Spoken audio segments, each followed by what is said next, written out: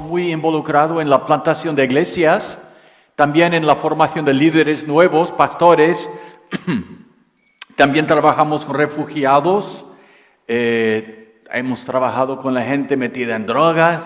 Y entonces hemos tenido pues una historia muy linda viendo la obra de Dios aquí en Europa. Y la razón por la que el pastor Guillermo me invitó a compartir con ustedes esta noche es porque estamos hablando como iglesia sobre el tema de misiones.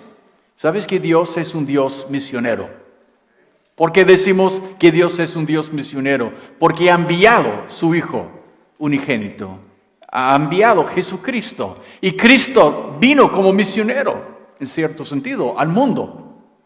Y cuando Cristo dio su vida por nosotros en la cruz y luego volvió a los cielos, ¿qué es lo que hizo? Envió a sus discípulos a predicar el Evangelio en todo el mundo. Y es por eso que hoy en día tenemos iglesias y creyentes y seguidores de Cristo en todas partes del mundo.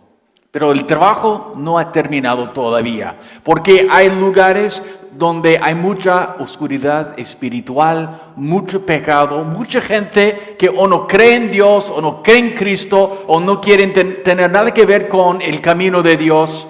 Prefieren vivir en sus pecados, prefieren vivir en su rebeldía y están yendo, según la palabra de Dios, al infierno. Y no digo eso como me gusta decirlo, no quiero que nadie vaya al infierno, pero la Biblia habla. Solamente hay dos lugares donde vamos a llegar al final de esta vida. O llegamos a los cielos, entramos en el reino de Dios, o vamos a llegar a estar en el infierno. No hay más que las dos opciones. Entonces, el trabajo que nos toca como iglesia, como creyentes, como seguidores de Cristo, es predicar, evangelizar, ganar almas, levantar iglesias. Y así avanza el reino de Dios. Y se gana más gente. Y más gente llega a conocer el gozo de una relación con Cristo. Amén. Como he dicho, yo llevo un poco más años que la mayoría de ustedes. Tengo 3 hijos, no están aquí. Uno vive en Paraguay y 2 viven en Estados Unidos. Tengo entonces los 3 hijos, tengo 5, estoy pensando en francés, bisnietos, ¿cómo se dice en español? Nietos. Sí, entonces tengo 60 años. Y con los 60 años he visto muchas cosas. Y una cosa noto, que es que cada persona necesita una motivación importante, especial, para llevar a cabo el plan de Dios en su vida. Y no sé lo que es lo que te motiva, muy bien. No sé lo que es que te motiva, pero vamos a mirar en la palabra de Dios 3 cosas que motivaba al apóstol Pablo. Y luego vamos a hablar un poco de por qué hace falta misiones en Europa. Entonces vamos a abrir la Biblia, la palabra de Dios, a Romanos capítulo 1. ¿Cómo suena el audio? ¿Bien? Ok. Desde mi punto de vista suena como fuerte, pero bien. Solamente importa que te suene bien a ti. Voy a comenzar en Romanos capítulo 1 y en el versículo 8. Y vamos a leer unos cuantos versículos. Y si no les importa, me gustaría darles un poco del trasfondo del texto. Entonces, Pablo era apóstol de Jesucristo, ¿no? Llegó a conocer a Cristo siendo judío, muy fanático, un fariseo, una persona que quería apagar con todo lo que significaba la iglesia de Jesucristo. Perseguía a los seguidores de Jesús. Pero un día cuando iba hacia Damasco, Cristo Jesús se le apareció. Y Pablo se convirtió en este viaje y le hizo al Señor Jesús una pregunta. Le dice, ¿qué quieres que yo haga?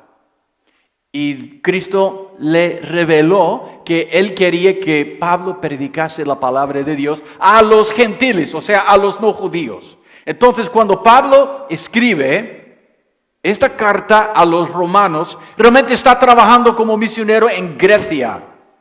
Había ido a Filipos, donde encontró a esa chica endemoniada, echó fuera el demonio, luego echaron a Pablo en la cárcel, y luego hubo un terremoto, y luego se convirtió el carcelero y un grupito de personas en Filipos, y luego Pablo fue a Tesalónica, a Berea, donde hubieron alborotos, y tuvo que salir, luego fue a Atenas, y al final fue a Corinto, una ciudad sumamente pecaminosa, llena de idolatría, inmoralidad. Y desde Corinto, Pablo escribe una carta a los cristianos en Roma. ¿Cuántos aquí han visitado Roma una vez? Es una ciudad bonita, importante, con grandes, edificios, una historia tremenda. El Vaticano, he hecho el tour por el Museo Vaticano, impresionante. Y en los tiempos de Pablo, Roma era, la capital del Imperio Romano, y Pablo quería compartir el Evangelio allá con más gente.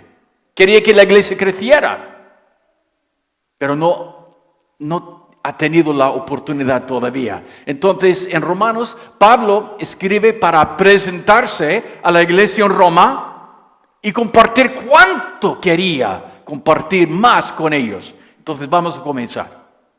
Romanos 1, capítulo 1, comenzando con el versículo 8.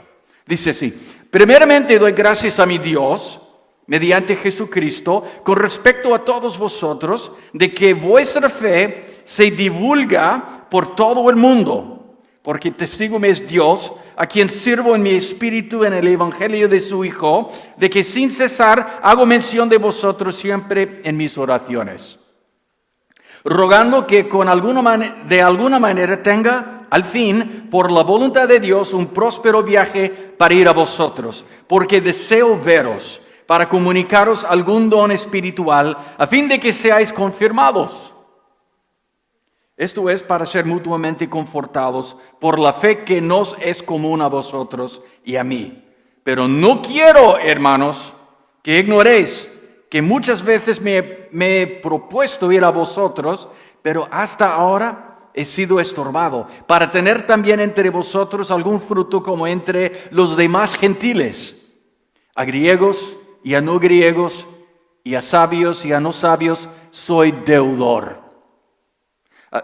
Dice, así que en cuanto a mí, pronto estoy a anunciaros el evangelio también, a vosotros que estáis en Roma, porque no me avergüenzo del evangelio, porque es poder de Dios para salvación a todo aquel que cree, al judío primeramente y también al griego. Porque en el evangelio la justicia de Dios se revela por fe y para fe, como está escrito, mas el justo por la fe vivirá. Yo noto en estos versículos que realmente había tres cosas que motivaban a Pablo. Primero, era un sentir de obligación. Dice, soy deudor a los griegos, a los no griegos, a los sabios, a los no sabios. Sentía una obligación de llevarles las buenas nuevas de Jesucristo. También él tenía una pasión, porque dice, en cuanto a mí, pronto estoy para anunciaros el evangelio. Pablo está diciendo, tengo ganas, quiero servir a Dios de todo el corazón, no quiero quedarme atrás, quiero ir para adelante, quiero a donde Dios quiere que yo vaya, yo quiero servir a Dios de todo corazón. Entonces había un sentir de obligación, él tenía mucha emoción y pasión para servir a Dios, y además dice que él enseña que tenía una confianza absoluta en el poder del evangelio.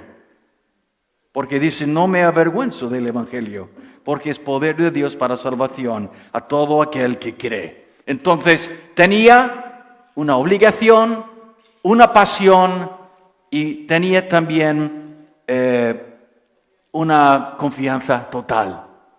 Y vamos a hablar de eso un poco. Primero, esta obligación que sentía. ¿Cuántos aquí saben que ustedes, todos tenemos unas obligaciones, ¿no? Si tú eres un hombre casado, tú tienes una obligación de amar a su esposa, tienes una obligación de cuidar de ella, de tratarla con respeto, seriedad, honrarla. Si tú eres una mujer casada, tienes una obligación de amar a tu marido, respetarle y tal. Si tú eres una persona que trabaja, pues tienes una obligación de trabajar bien a favor de la empresa donde trabajas, obedecer el jefe o la jefa, quien sea. ¿Por qué? Porque si tú quieres cobrar, tienes que hacer la parte que te corresponde. Entonces, las obligaciones las entendemos. Hay muchas en este mundo, en esta vida que tenemos. Y también he notado a lo largo de mi vida que hay 3 razones por las que podemos llevar a cabo las obligaciones que tenemos. Una razón es simplemente que tenemos miedo. Porque si alguien en autoridad sobre nosotros te manda, te obliga a hacer algo y tienes que hacerlo y no lo haces, puede ser que hay una consecuencia negativa que ocurre.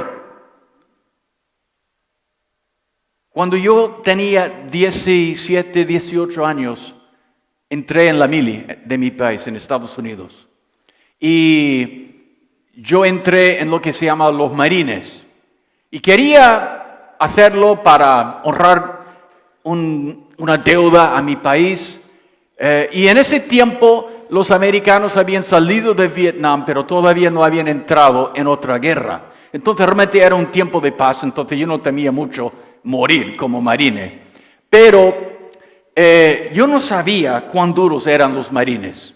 Yo pensaba que voy a entrar, voy a pasarlo bien, voy a viajar, voy a ver el mundo, voy a tener nuevos amigos, voy a aprender a usar armas, tal y cual. Pero cuando entré, los sargentos, los líderes, los oficios, eran personas que habían peleado en Vietnam, habían matado gente, eran hombres duros, peligrosos, y ahora estaban dándome a mí órdenes. Y la verdad, yo no soy muy grande, era tan flaco entonces como yo soy hoy en día. Y me daba miedo desobedecer porque yo pensaba que me iban a matar, o echar en la cárcel, o golpearme, o hacer algo peor, no sé, pero temía desobedecer. Entonces, a veces obedecemos y hacemos lo que se nos manda porque tenemos miedo. También podemos llevar a cabo una obligación porque queremos una recompensa. Yo llevo 40 años de casado y obedezco a mi mujer porque hay una recompensa. Ella me prepara muy buena comida, me da besitos, va conmigo cuando quiero hacer, no sé, un footing o cuando quiero hacer tonterías. Bueno, ella me acompaña. Entonces hay una muy buena recompensa. Estoy bromeando en cierta forma, ¿me entienden, no? Pero hay una recompensa a veces si obedecemos, si llevamos a cabo una obligación. Si trabajas, volvemos al tema de trabajo. ¿Por qué trabajas? Porque sabes que hay una recompensa. Si haces tu trabajo, vas a cobrar, no sé, al final del mes o al principio, pero vas a cobrar. Y también hay otra razón por la que podemos llevar a cabo una obligación. Es por el amor. Si tú amas a alguien de verdad, tu padre, tu madre, tu esposa, tu esposo, si tú amas a una persona, cuando te obligan a hacer una cosa, no es tan duro, no es tan asqueroso, es algo que quieres hacer porque amas a esa persona. Y sabes que Cristo ha dejado unos mandamientos también. Ha dicho, por ejemplo, id y predicad el evangelio a toda criatura. Se llama la Gran Comisión. Y Cristo también ha dicho, si me amas vas a obedecer mis mandamientos. Entonces, una razón por la que vamos a predicar es porque amamos a Cristo. No es que tememos que nos vaya a castigar, no, pero obedecemos y llevamos a cabo su voluntad porque le amamos y queremos glorificarle, queremos agradarle. Entonces, una pasión, vamos a hablar de la pasión. Primero hemos hablado de la obligación y espero que están obedeciendo las cosas que Cristo te habla. Pero vamos a hablar de la pasión que Pablo menciona. Como he dicho, dice, en cuanto a mí, pronto estoy para anunciaros el Evangelio, también a vosotros que estáis en Roma. No sé lo que es que a ti te apasiona. A mí me gusta la música. ¿Cuántos aquí les encanta la música? A mí sí. Y además de la música, me encanta la guitarra. Pues los músicos, si son profesionales, pueden practicar horas al día, ¿no? Dicen que el famoso músico Andrés Segovia, pues que practicaba 5 horas al día, quizás 6 horas.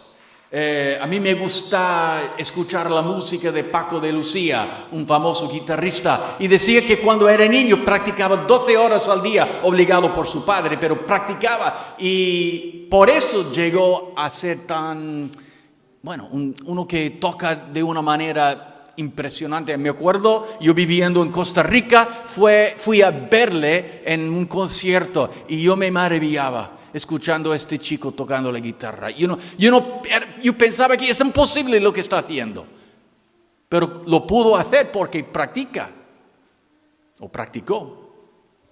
Tengo un amigo que es jugador profesional del baloncesto, y ha jugado con el mismo equipo que Michael Jordan y otros muy famosos, y era también un cristiano evangélico, amaba Cristo y también amaba el baloncesto. El baloncesto lo apasionaba y tenía en su casa pues los aros y canastas y balones, y también estaba no solamente con su equipo, estaba dando clases a los chicos, a sus propios hijos, y él tenía la suerte, por decirlo así, de no solamente ganar su vida a través de un deporte, pero poder practicar un deporte que le encantaba y le apasionaba. Entonces, ¿qué es lo que te apasiona? El deporte, la música, la gastronomía, puede ser un montón de cosas. Pero a Pablo le apasionaba a Cristo.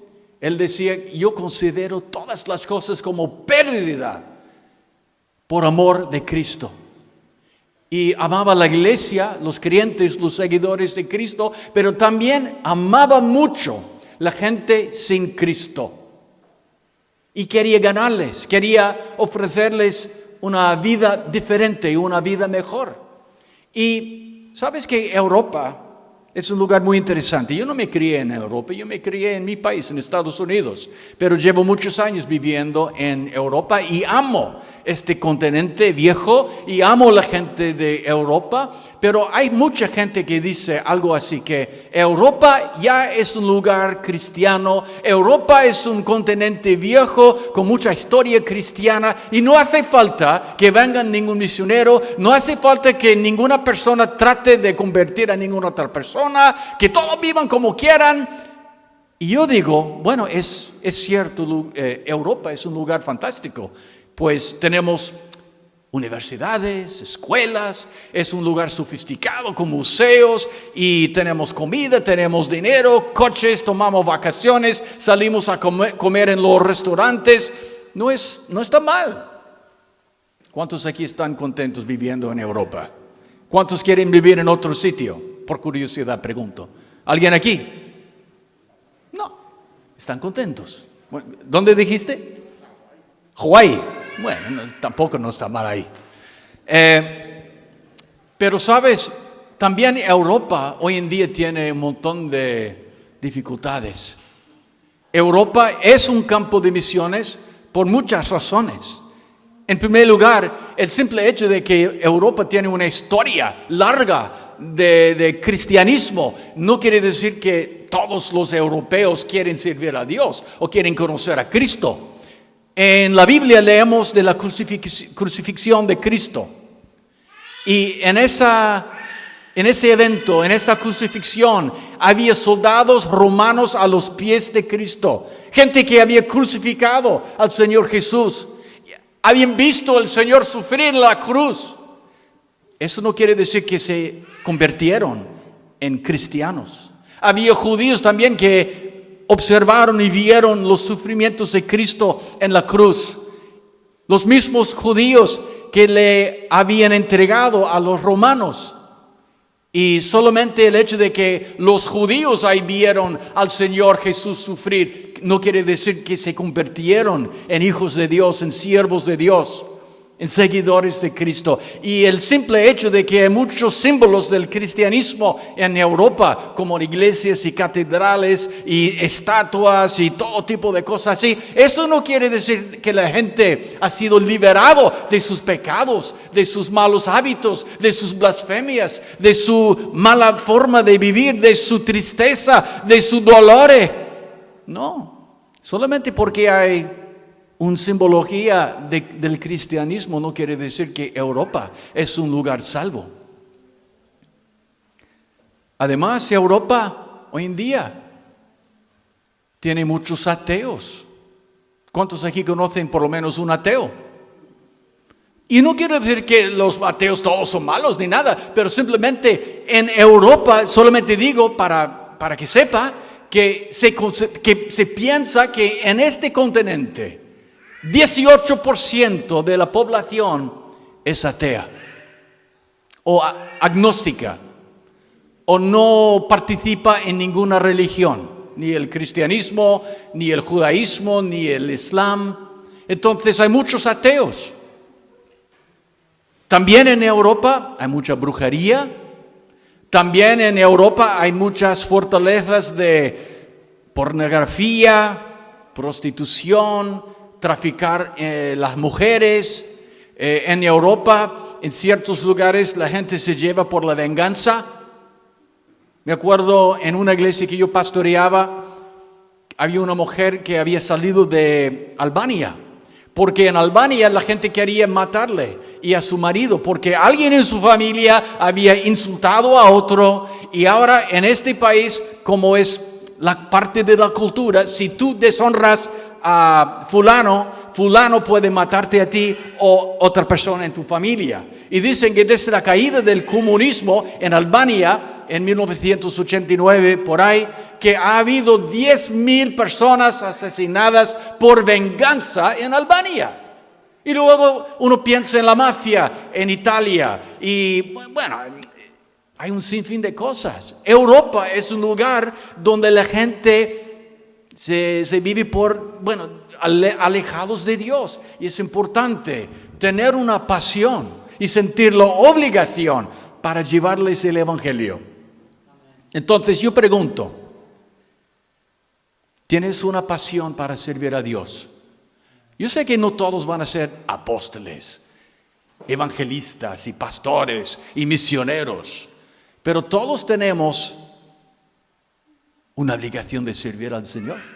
Todos tenemos dones y talentos y habilidades que Dios ha impartido, ¿qué es la palabra? Impartido a nosotros.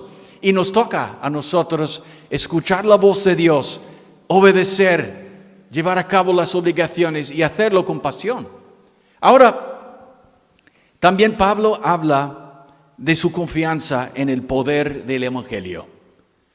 Dice, no me avergüenzo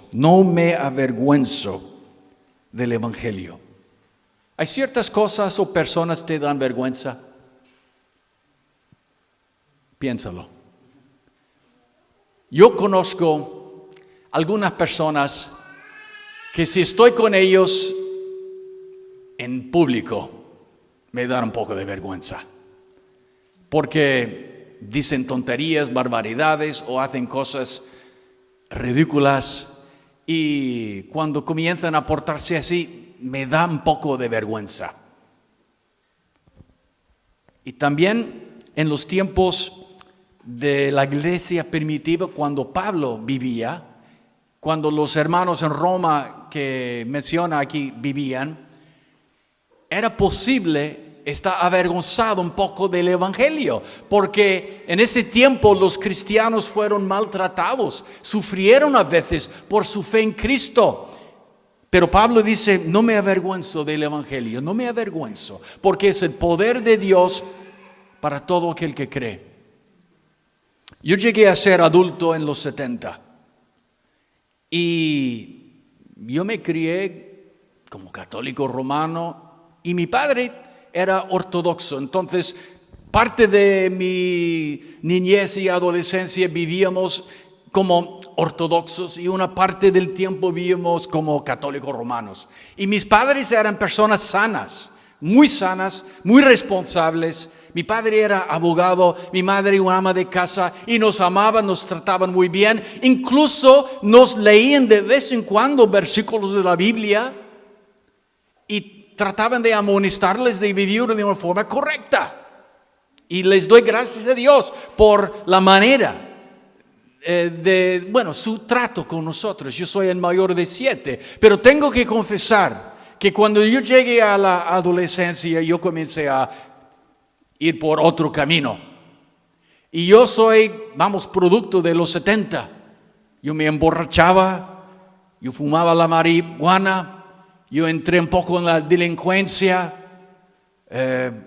yo blasfemaba, yo deshonraba a mis padres, yo era rebelde.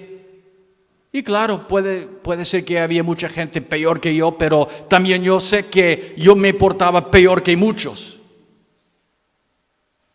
Y yo no andaba en ninguna manera con mi Dios. Yo iba a la iglesia cada domingo, escuchaba el mensaje del que hablaba, pero no entraba, no significaba nada. Yo estaba esperando con ganas de salir porque me aburría todo. Solamente quería salir con mis amigos y hacer tonterías. Yo trabajaba también por un tiempo, yo no sé cómo se llama en español, pero una tienda que vende el whisky, el vodka y la cerveza. ¿Cómo se llama una tienda así? Licorería. Ahí es donde yo trabajaba. Y esto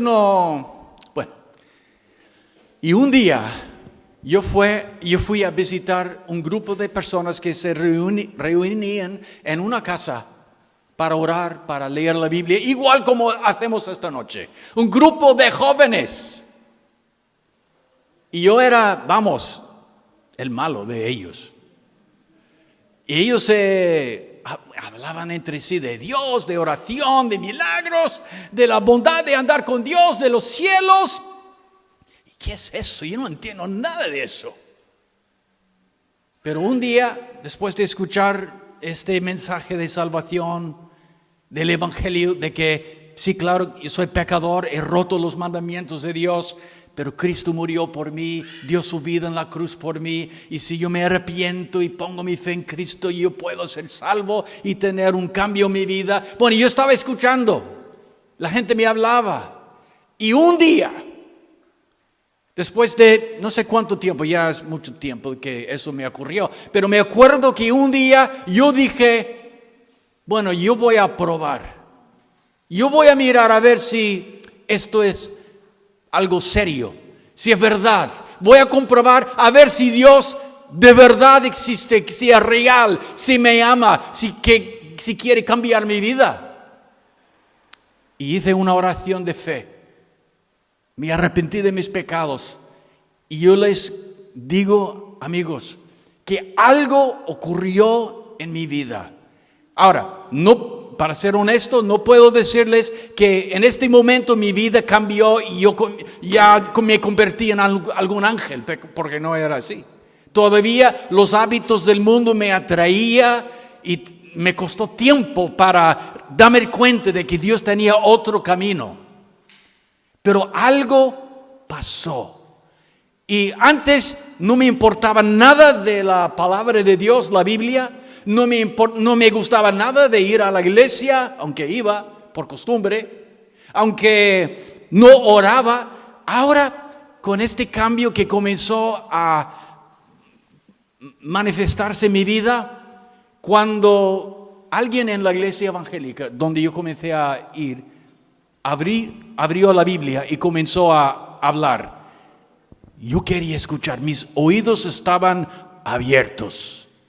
Y cuando gente hablaba de la oración, yo quería orar. Y cuando la gente hablaba de andar en santidad, yo me di cuenta, yo quiero hacer esto también. Y cuando mi pastor predicaba la palabra, yo comencé a decirme, ¿por qué no puedo predicar también yo?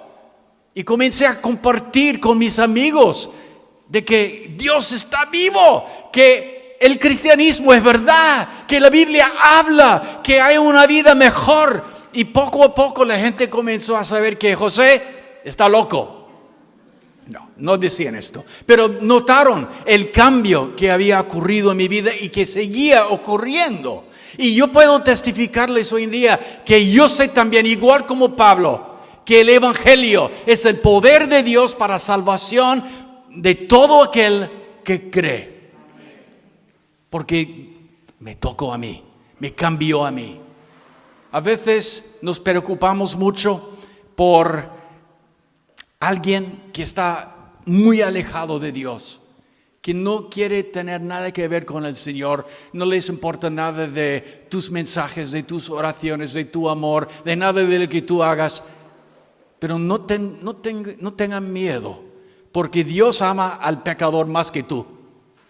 Y Dios tiene un plan para cada vida. Y Dios quiere rescatar a cada persona de las garras del enemigo. Porque si estamos todavía andando en pecado, es como que somos prisioneros del pecado. Y no podemos salir nosotros sin la ayuda de alguien. Y ese alguien es Cristo.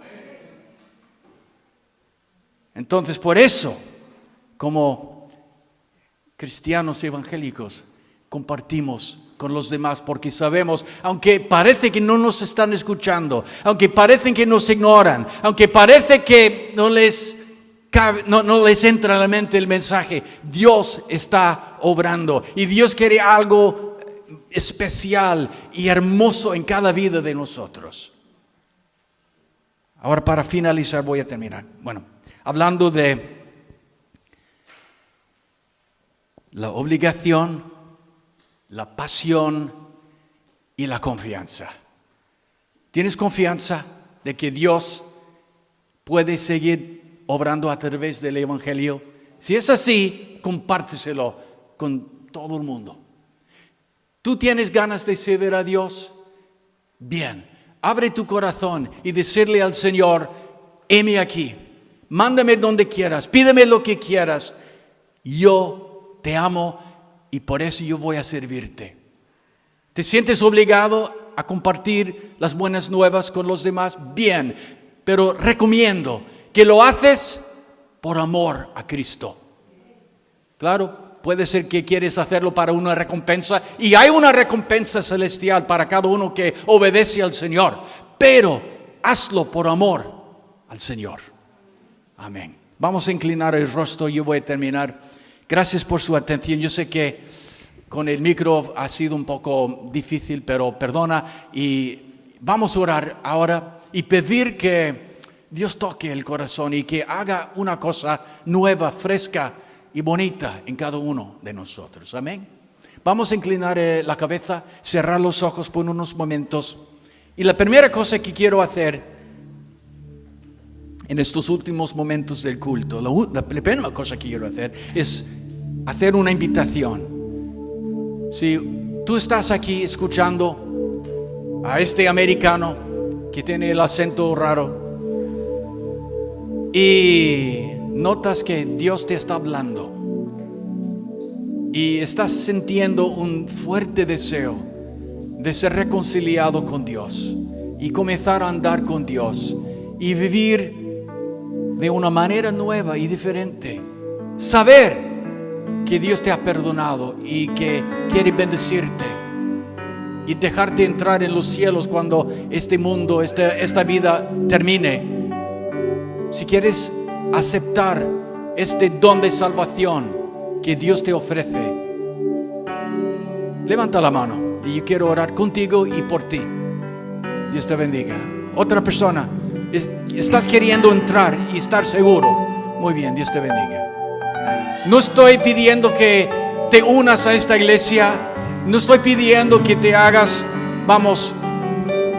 un miembro de una secta. Estoy hablando simplemente de una relación con Dios.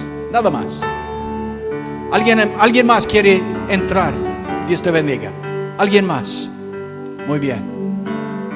Si has levantado la mano, si deseas ser un verdadero seguidor de Cristo, ora conmigo y di lo siguiente, algo así. Padre Celestial, heme aquí esta noche. Yo soy pecador. No he vivido como tú has querido. He roto tus mandamientos. Te he ignorado muchas veces. Pero esta noche me arrepiento, la verdad. No quiero seguir así. Y comienzo a abrir mi corazón a ti, Señor.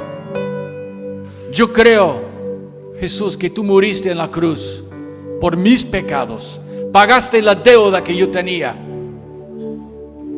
Y tú resucitaste de los muertos. Y ahora me entrego a ti. Y te abro mi corazón. Y pido que tú entres ahora para vivir en mi corazón y dirigir mis pasos. A partir de hoy en adelante, yo te voy a servir. Voy a abrir el oído. Yo voy a clamarte a ti. Yo voy a confiar en ti, porque tú eres el Salvador del mundo y no hay nadie como tú.